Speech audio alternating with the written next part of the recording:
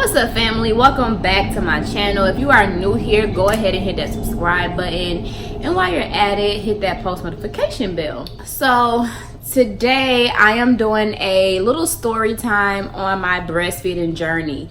As you know, this week, and I think today is August 7th, it is National Breastfeeding Week.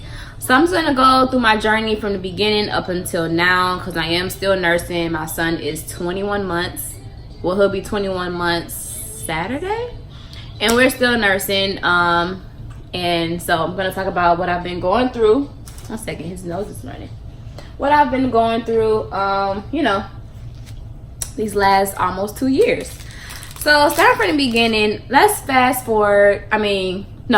Rewind. Fast forward. Let's rewind all the way back to maybe like 2013, 2014, before I even became a mom.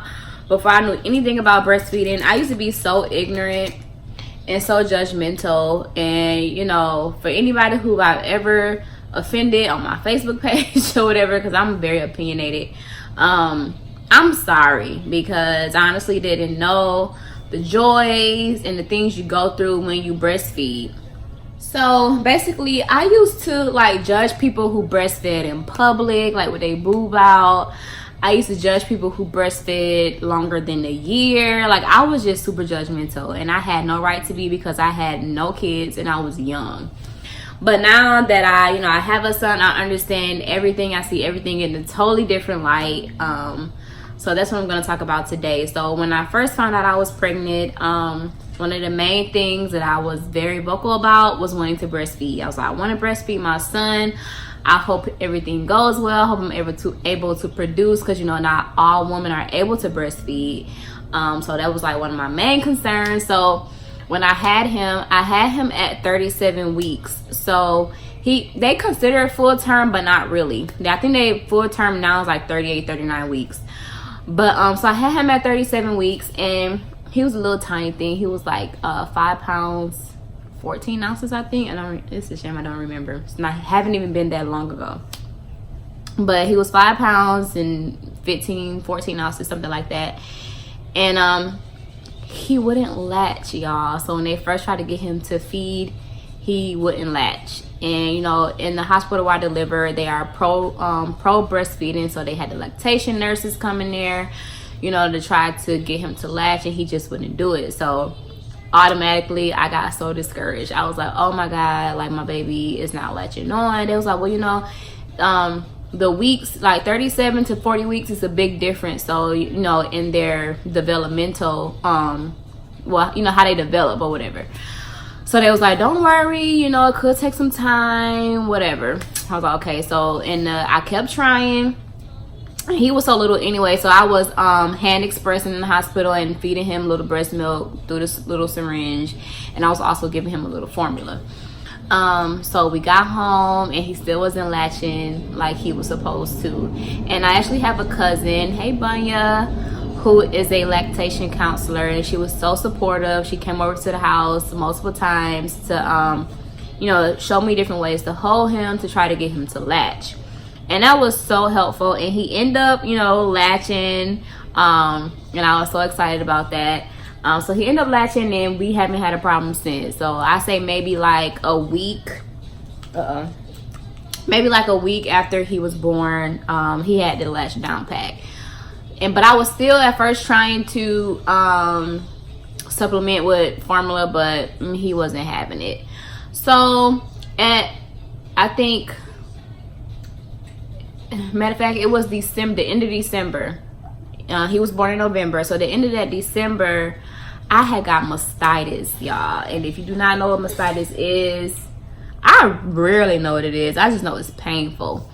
It's like an infection or something in the boob. It's like maybe when the milk duct get clogged and it causes like backup or something. I don't know.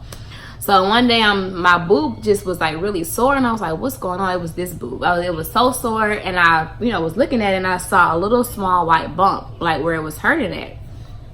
So I took a picture of it, sent it to my cousin. I was like, you know, what is this? And then I was telling her all my symptoms. She was like, it sounds like you may have mastitis. So she was like, continue to try to nurse from that side. so he can unclog whatever it is, you know, the milk duct, so he can unclog it, go ahead and keep nursing from that side. It was super painful, but I was trying to push through it. So I remember I just couldn't take it no more. Like the bottom of my boob was like super red, and it was like peeling, like it was so bad, and it was fever, like it was hot, like it had fever in it. And I couldn't take it no more. So I remember New Year's Eve, I had his dad to come over, and you know, to keep him while I went to urgent care. And they end up saying it was mastitis, and they gave me some antibiotics that I had to take, and they told me the same thing my cousin told me, to just continue to try to nurse from that side. So I took the antibiotics, it cleared right up in a few days. So luckily with that, I haven't had that since. So for you moms out there who've experienced mastitis, you guys know what I'm talking about. It is no joke. Haven't had it since, thank God. So yeah, we're good there. So the next thing that I dealt with in my breastfeeding journey is Nico not taking bottles. Y'all, he took bottles maybe like the first 2.5 months of his little life, and then after that he was just like, nah, this ain't it. And he would not take no bottles. He wouldn't take it from nobody. I would even leave, you know, they would say like leave the room or leave the house so he could smell your milk and maybe he'd take it. No, Nico was not having it. So you know what that means. If the baby wouldn't take bottles, he don't drink formula, he strictly breastfed, that means me and Nico was hanging out all day, every day. Mama never got a break, y'all. Literally, Nico would not take bottles, and he never took a bottle again from like 3 months up until when it was finally time for him to get off bottles anyway. I introduced the sippy cup to him, I think like 8-9 months. But at that point, I wasn't really pumping anymore because he would take bottles, so it was like a waste of time. And my boobs wouldn't respond to the breast pump anymore anyway. So like my breast would be full. Like he can drink out of it and, you know, get full. But when I tried to pump, I was hardly getting 2 ounces. So I stopped pumping. So it just, the sippy cup didn't matter anyway. By that time he was drinking water. So and also by that time I was like, you know, he'll be all right. If he get hungry, he on baby food now. He drink some water, eat some baby food, he fine. But yeah, so the boy will not take bottles no more at like 3 months. So that was very, very annoying and stressful, to say the least, because I could never get a break. But it's all good. I love my baby. Oh, breastfeeding in public. So at first I used to be like very, you know, conscious of where I put my boob out, and I still am kind of like, I'm here for normalizing, you know, breastfeeding, but still at the same time, I'm not just gonna put my boob out anywhere and just have my nipples all out for the world to see. No, I don't cover him up per se, but like if we out in public and he wants to nurse, you know, I put my shirt up and just like kind of put my shirt down a little bit over my boob, you know, try to be a little discreet. I don't just have my boob hanging all out or whatever. But I don't have a problem nursing. If he's hungry, wherever we at, I'm gonna feed my baby. So like I said, I am so sorry for the people who I ever judged about nursing in public. So when he turned a year, because my initial plan was to nurse till he was 2 anyway. But Nico, we co-sleep. That's another thing. I'll get into that later. So he still wakes up through the night now to nurse in the middle of the night, and then because he don't be hungry, I know he don't, but it's like a comfort thing. And he was eating a granola bar and he's getting it all in my bed, but it's a comfort thing for him. So he uses it like a pacifier. So he'll wake up, look for my boob, get on it, and go back to sleep. Like, but it is what it is. He's 21 months, and I'm definitely trying to wean soon, for the simple fact that I'm tired, y'all. I'm over it at this point. I love the bond. I love the bond that breastfeeding has created between me and my son. It's an experience I will not trade for the world. If I have more kids, they will be breastfed as well. But now, almost 2 years in, I'm over it. Over it. I'm ready to get some decent sleep through the night. I don't get no sleep. And people be thinking I'm joking when I say I haven't got any like real sleep since I was like 7 months pregnant. What's the matter? It's a comfort thing. Like, he's just crying because he hurt his hand, and the first thing he want to do is get on my boob. But so I know like weaning Nico is going to be a hard process because, like I said, he's been exclusively breastfeeding since 3 months old. Like no bottle, just strictly from the boob since 3 months old. And I don't think people really understand that. Like I feel like people judge me when they see that he's still nursed. And it's mainly from older people, and it's so annoying. I'm so glad that our generation, the younger generation, is so in tune with breastfeeding. But the older generation, you still nursing that boy? I'm like, yes I am. And why? Like, why do you care? He not on your boob, so get off me. It's so annoying.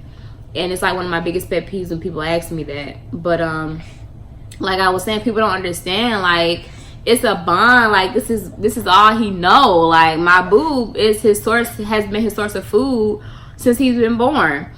And so I know it's not going to be easy with me trying to wean him. And I've tried a couple times, and I sometimes think it's me too. Like I'm ready, but I'm not ready, because I'm not ready to give up that little bond we have when it comes to nursing. But I need some tips, y'all. So if any of my breastfeeding moms watching this, please leave me some tips on how you weaned your child, especially if you're in a similar situation as me, you know, going on 2, a little older, and trying to wean, because the cry out method, my heart, I can't just sit and let my baby just cry.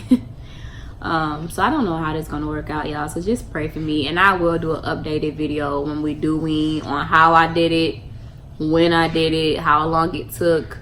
But yeah, but I know one of my friends, she said she went out of town, and when she came back, I think she was gone for like 5 days, and when she came back, her baby didn't want to nurse no more. So I'm like, maybe I need to take a vacation, because that's what I need. I need a vacation. I need to take a vacation. And when I come back, maybe he won't want to nurse. But knowing Nico, as soon as I walk through the door, he gonna be lifting up my shirt like, where you been? Give me some.